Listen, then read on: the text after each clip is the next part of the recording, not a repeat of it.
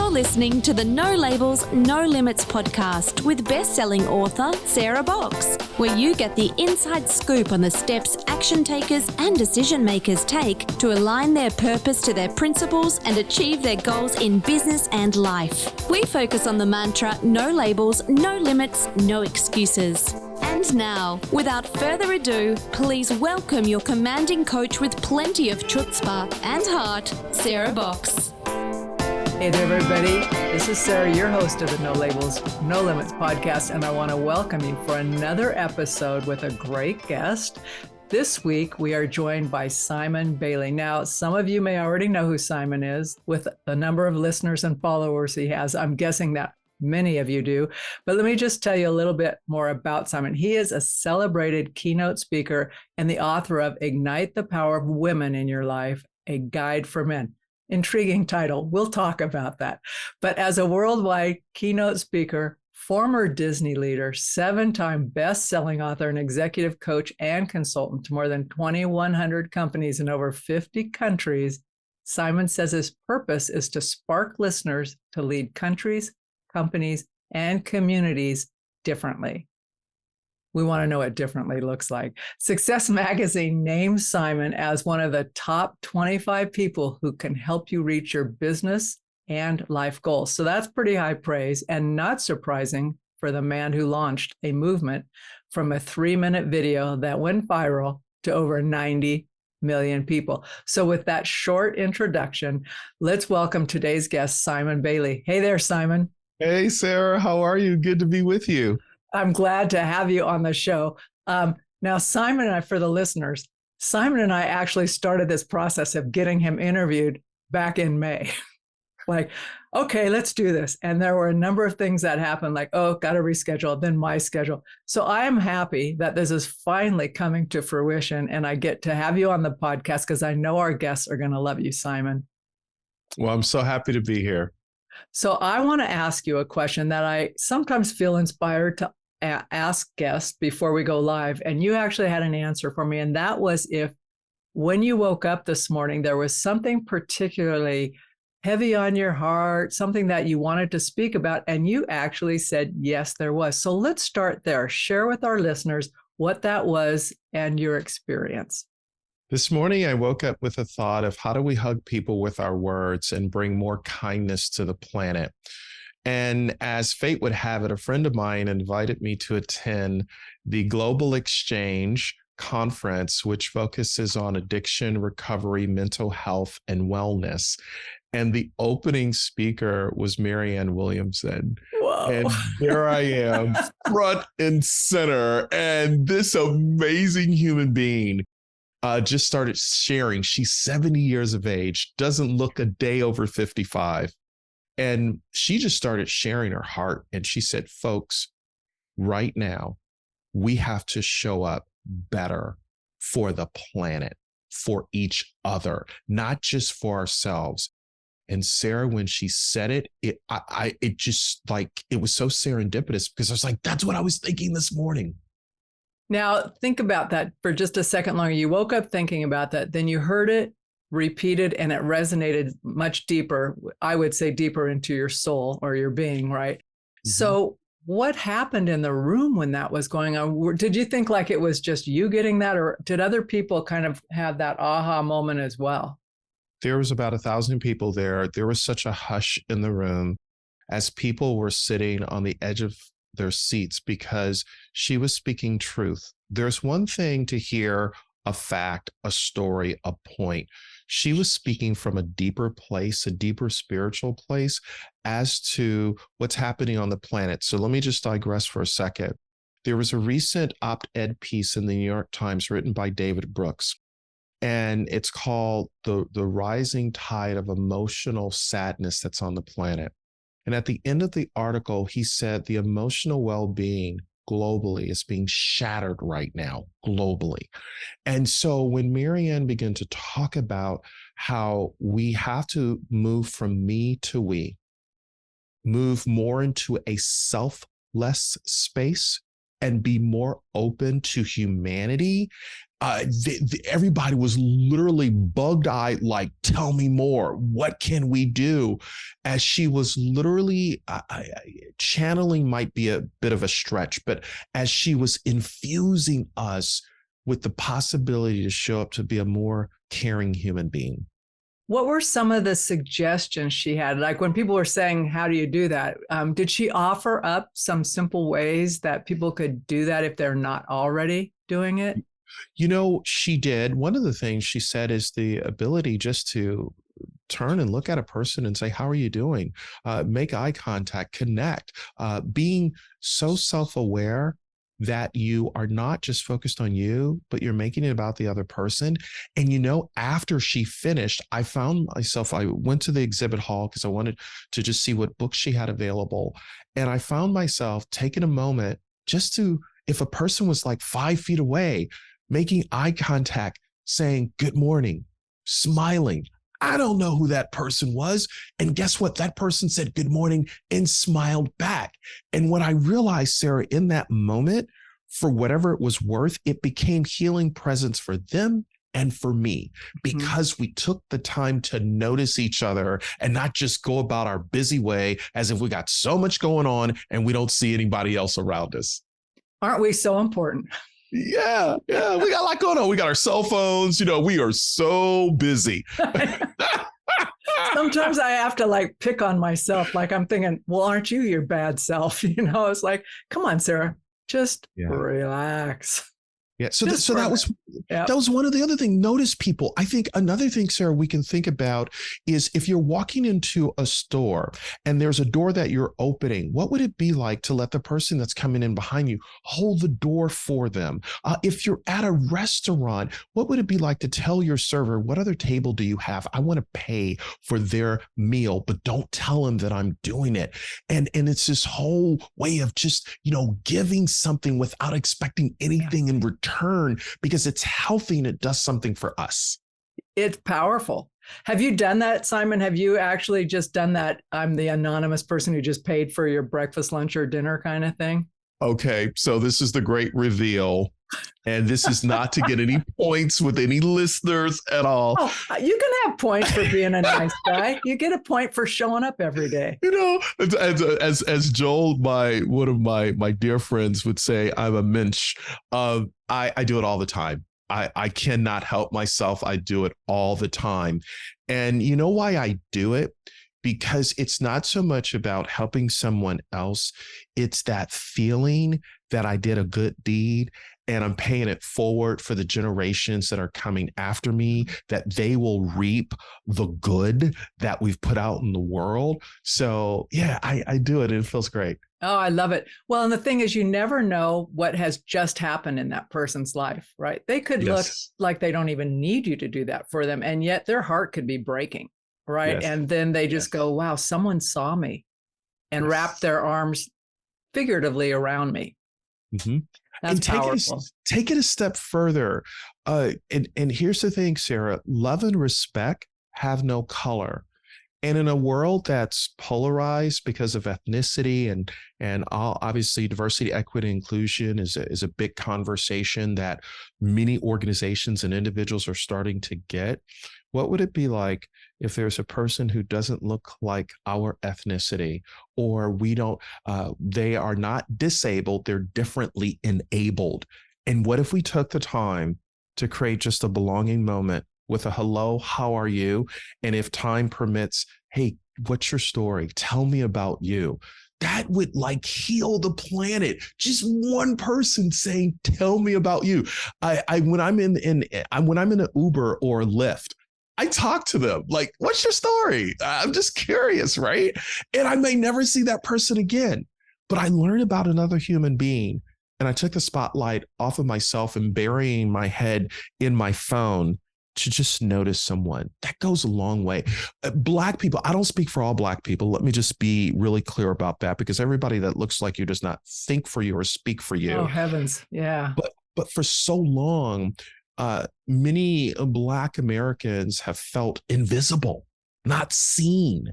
And this ability to say, you know what, I'm going to give away what I really want by seeing someone else in hope somewhere somebody will see me, right? That becomes healing presence for everyone.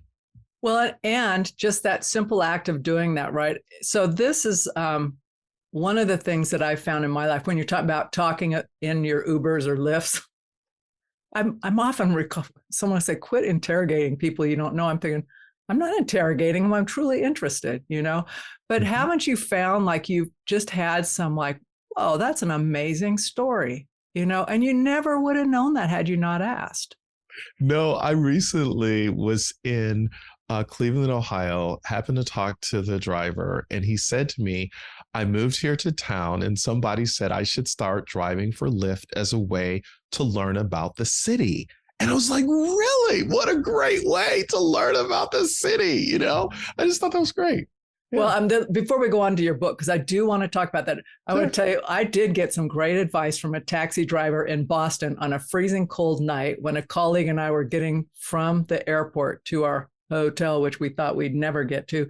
But we were asking him about himself and how long he'd been married, because he had pictures of his kids and his grandkids. And I don't know which one of us asked, but it was like, well, what piece of advice would you have like for the longevity? And he goes, oh, it's the garbage can. What? And I'm thinking like, take it out. What's the deal here? And so it's like, okay, what's that mean? He goes, okay, here's the deal with the garbage can. You can keep tramping stuff down, putting the lid back on, keep compacting it. But pretty soon you're going to reach the top of the can, no matter how big it is. He goes, so it's always better in life to keep the lid off and to keep the trash out. Just deal with stuff as it comes up. Right. So, okay, there's a 30-minute piece of a drive with a little nugget in there so this has been at least 25 years since that conversation. And I just I still hear it. That's so good. That is so powerful. Yeah, it's pretty cool. So thanks for sharing your aha from this morning. Because I think those little pieces connect bigger in life. Mm-hmm. But it also makes me think about your book. So one thing you said when you were sharing that was like that self-awareness piece. And I wonder what your own journey to self-awareness, what the link in there has been to allow you to even conceive of and then write this book. So Madison, my daughter, came in my home office one day and she said, hi, Daddy. I said, hey, baby girl. And Sarah, I sensed she wanted to talk, but I was emotionally unavailable. She had sat down, waited for a few minutes, and I was getting ready for another trip. I was busy. And she said, Daddy, I see you're busy. I'll just come back later. And I said, okay. And it hit me on the plane the next day that I missed a moment to connect with my daughter because I was just emotionally clueless. So when I came back out of town, I said, Madison, you wanted to talk to me. And she said, Daddy, it's okay. I said, no, it's not okay. Because if I don't change my behavior, you're going to marry a joker just like me. And her mother said to me at the time, you give everybody the best of you, but you give us the rest of you. And I don't want the leftovers anymore. And what I recognize is that I had built a house but lost a home. I was chasing money but had no meaning. I was pursuing power but had no purpose. I was going after status, the 6,000 square foot home and taking the kids to Hong Kong and Singapore for vacation and kids in private school. And it was all this external stuff. And then you go through a divorce after being married for 25 years. And I'm sitting in front of my divorce attorney. And she said, you need to go to therapy. Have I got a person you need to go see? And no guy wants to go and see a therapist named Anita that's been practicing for 40 years and has more degrees than a thermostat. And the first thing she says to me, Sarah, Anita, the therapist, whatever you don't deal with will eventually deal with you. Hello, garbage can theory. There you go. Boom. Hello. Oh, she called it. She did. And that's where my journey began. My journey to return back home to myself. And I was in my own way. I was emotionally unavailable to my daughter, her mother. I was modeling for my son, her brother, how to just not be there, right? Because I thought if I bought things and stuff, that would fill the void of them just having me and time. And because we were so far gone in the marriage coming to an end and we decided to separate and divorce, right? Anita said there's a lot of research out about fathers and daughters, but there's emerging research out about mothers and sons. And she said, you have been mama to death. And there's a conversation you need to have with your mother. And I was like, okay. So sure enough, and there was a wound. Something happened at 8 years of age. And I called my mom, and my mom said, I've been waiting 35 years to have this conversation. And finally, mom and I talk. And that's where I began the healing journey. The scales fell off my eyes. I took the mask off. I stopped trying to be, I got it all together. Look at me. I'm so important. I work at Disney. Whatever. People don't care, right? And so I began the journey. I did the work, and I still go to therapy all these years later. I'm still doing my work. I'm flawed, perfectly imperfect, but that's the start of the journey. Well, I just want to say that's a really brave thing to do. Like, from your divorce attorney, you could have said, yeah, thanks. I'm paying you to get me divorced, not to heal me. But you didn't. I mean, what a brave thing to do, and to just go. So, and I know it's not that simple. I'm not minimizing it at all, but what a great gift to yourself, and then to everybody else in your life around you, Simon.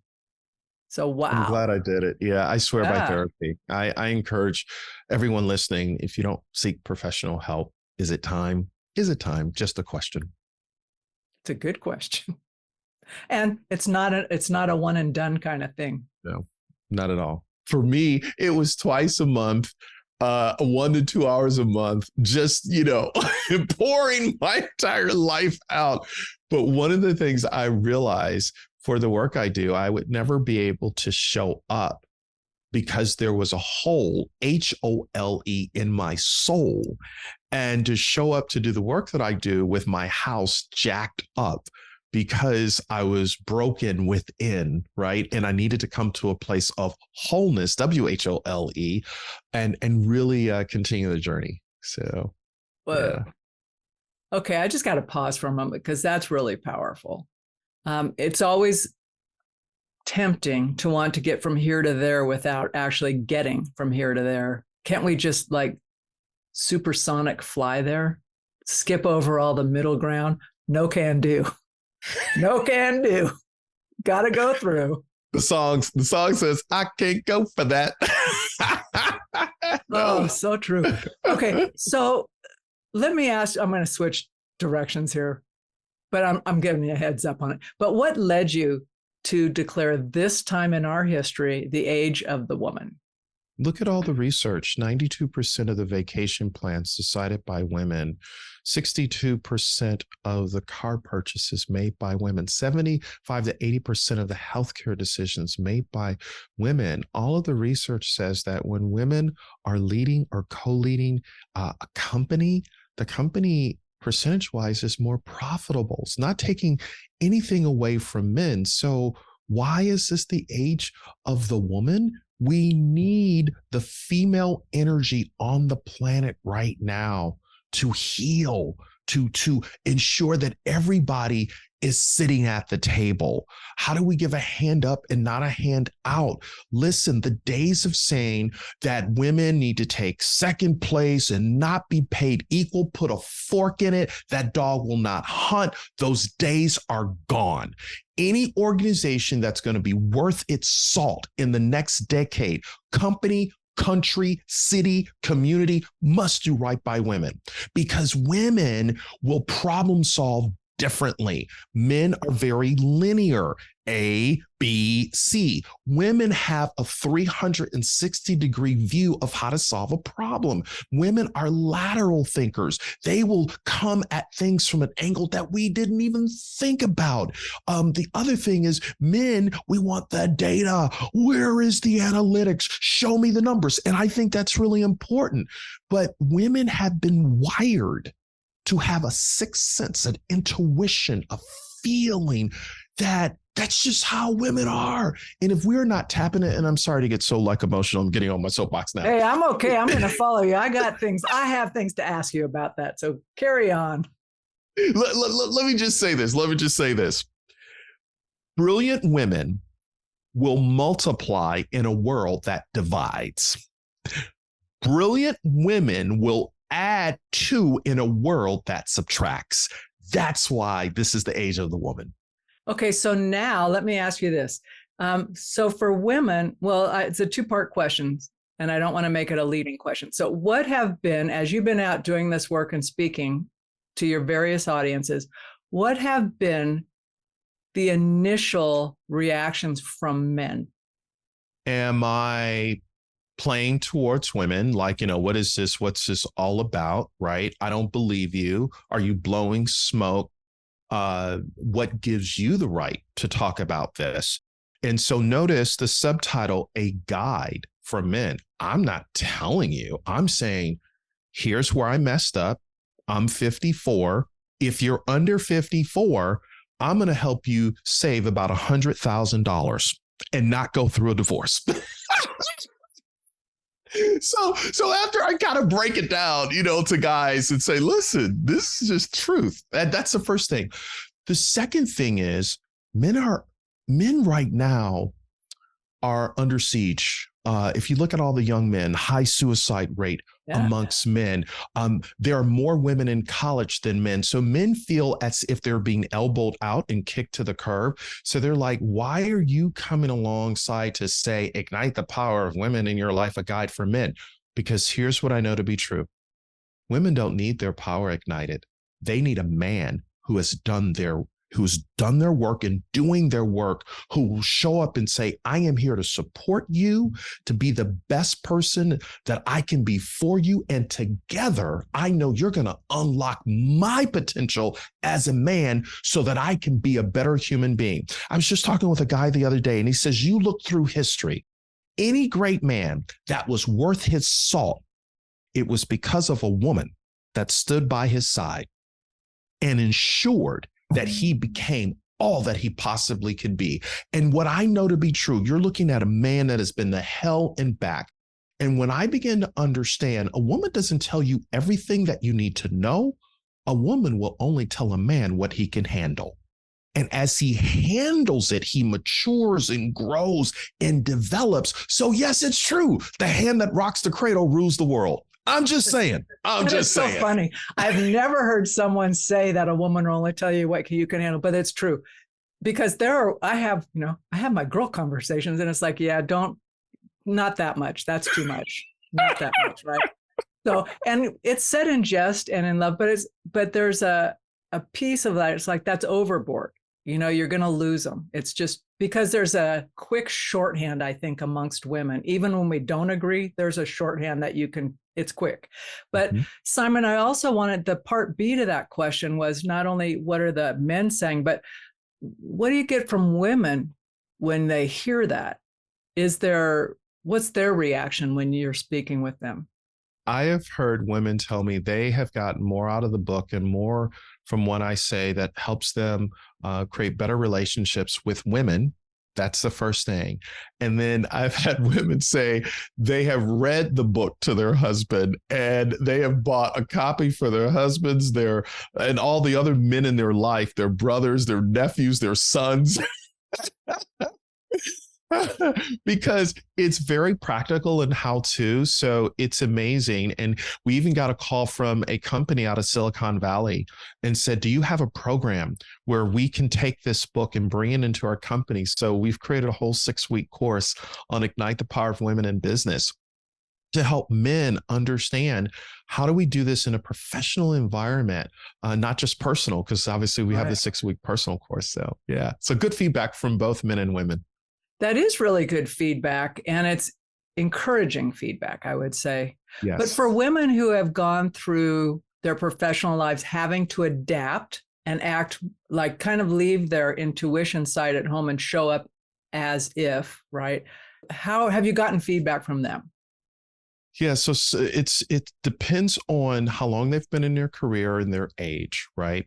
But for those who've been in their career for a long time, they're like, I'm good. I'm established. I've figured out how to play the game and win in the degree that I want to win. For women that are just starting up their career in, let's say, less than 10 years in the workplace, now they have a tool a mindset to know that, hey, I can find a man within the company that will sponsor me, be my champion, be my advocate. And it's a healthy, psychologically safe way to engage and move my career forward. So so they're being equipped with, here's what it looks like. And then for those men professionally, they're understanding, wait a minute, I need to celebrate her contribution, not poach her idea and make it sound like it's my own. Really, dude? Really? Are you kidding me? Like, that dog will not hunt, because women, they're coming for you. They are coming for you. Watch your back. I'm just kidding. Yeah. I'm not really vindictive, but I kind of like to make up stories like that because it scares people. It's like, oh, don't mess with her. She's vindictive. I never would carry it out, but I've got a good imagination. But Simon, thanks for answering that, because I think about that. It isn't just women have been pitted against women when there is limited management or leadership. Mm-hmm. And so that was part of what was driving my question. It's like, how does that get handled? Because I know sometimes the personalities that are more driven type personalities, right?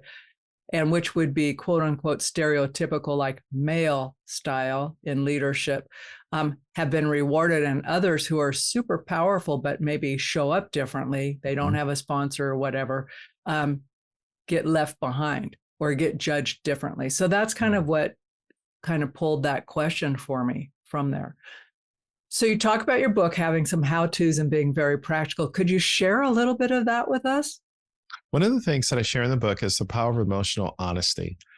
Emotional honesty is saying, I don't know what I don't know, and I'm willing to put my truth on the table. And here's the reality. Women already know you don't know, but they're waiting for you to just put the truth on the table and say, I need your help. And that ability to be vulnerable doesn't make you less masculine. It makes you more stronger, because you're able to say, you know what, I'm emotionally honest enough to say, I've stood in my way long enough. Can you help me? Right. I think the other thing that I teach is the whole Caritas caring processes. And there's 4 practices that I introduce.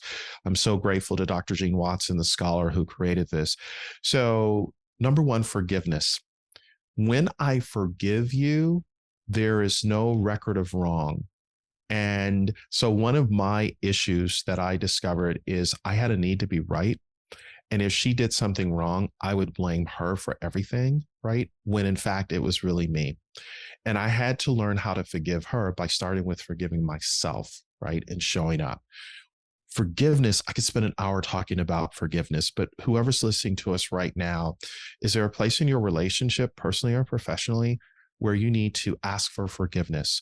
And when I say ask for forgiveness, truly forget and move on. Like, don't hold on to it. You know, I'm going to forgive, but I'm just going to hold on to this little mental Post-it note. It's that forgive and forget, right? Yeah. I'll forgive, but I'm not going to forget. Yeah, I'm not going to forget. If you say, I'm going to forgive, but I'm not going to forget, you haven't forgiven. Correct. There's some irony for you. Because then after you forgive, then you learn how to surrender.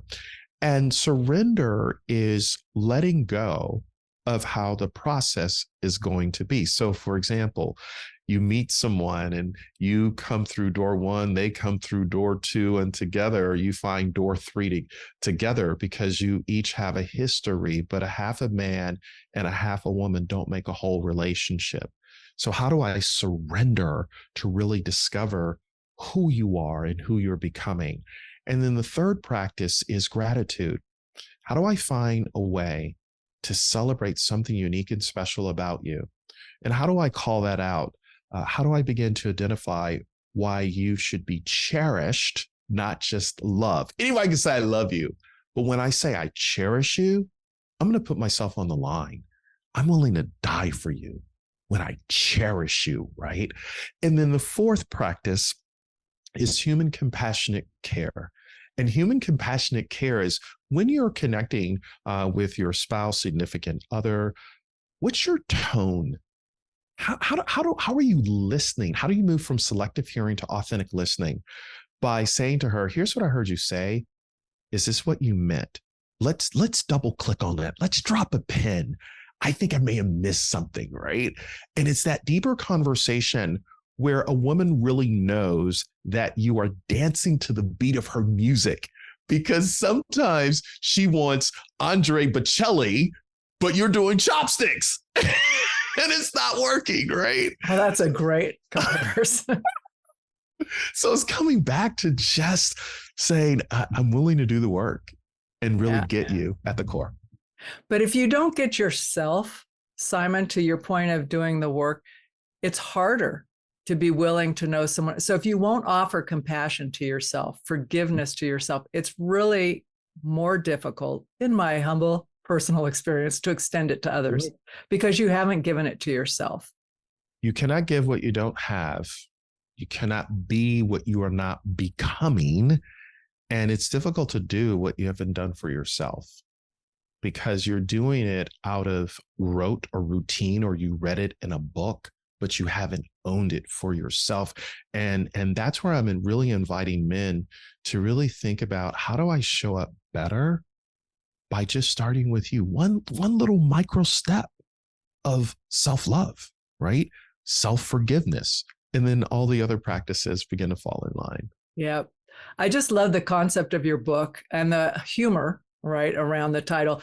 I do not think, because of what you just described about the contents, like the application and the lessons, that it necessarily is just for men, because I think us as women, regardless of how we're wired, have those same stories that go through our heads, right? And we can discount men just as easily because maybe we've been hurt or, passed over or whatever. So I will tell you, though, listening to you is so funny, not like haha, but curiously funny. Actually, both. But I think about my first bosses, quote unquote bosses, starting when I was like 13. They were all men, not surprisingly, but each one of them gave me a lesson. It's almost like a little key they gave me. And the very first one gave me the choice of how did I want to be paid? Could I be paid hourly or by the piece, right? And I'm thinking, I don't even get it, right? First of all, I'm underage. I'm illegal to be working. And, but it's small town, right? He's going to pay us, my girlfriend and I. And he says, well, I'll pay you by the hour. This is the job that needs done. Or you guys can I'll pay you by the piecemeal as long as it's done well, I'll pay you. Well, it took me one day to figure out I'd make more money if we did it piecemeal, did it right, and got the hell out, right? Then we could go play, do whatever we were going to do. But that one lesson of being given agency over how I showed up at work has affected my entire life going forward because of one man who championed me, right? He didn't know it, but he did. And I've had other male bosses. So that's when that shifted. And then it was the place where I'm thinking, wait, this isn't right. There's other ways of leading and being with people than this narrow thing where people are pigeonholed, labeled, and put in boxes. So that's what I love about your approach of understanding and seeing the Bocelli or the chopsticks, all of that is so powerful on healing us together. Mm-hmm. So as we kind of wrap up here, I want to ask you a question. There's a lot of people who are going to be listening to this, and we're coming up on the holiday season. So I want you to offer encouragement to people to buy this, and not just because I want to promote the book, but because I do think it promotes world kindness and understanding and unity when we start to think like this about each other. So talk for a couple of minutes about why someone should buy and give this book over the next couple months of holiday opportunities and where they should buy it. So if you want to be hugged with words, you want this book. If there's someone that means anything to you in life and you want to hug them with words, then this is why you want to Ignite the Power of Women in Your Life, a guide for men. It took me 3 years to write the book, and I was only able to finish it after my wife, Jody, encouraged me to complete it. She said, babe, there are people who really, really need this book. And so something that we have not really publicly said, we have decided that a significant amount of the proceeds for every person that buys the book goes to Global Servants, which is a nonprofit organization that is educating young girls in Thailand in Africa to ensure that they are not human trafficked. And we're just all about that.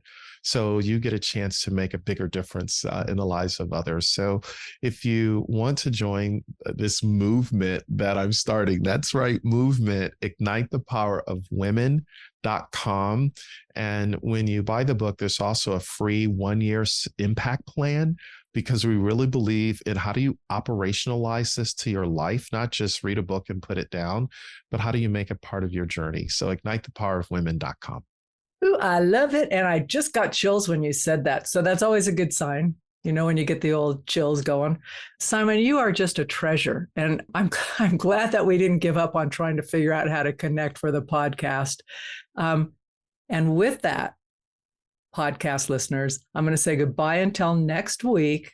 And I do encourage you, we'll have all of the links in the show notes for you. So don't worry about how you're going to find this out. Just click on the show notes, go to Simon's links, get the book. I'm going to be getting the book.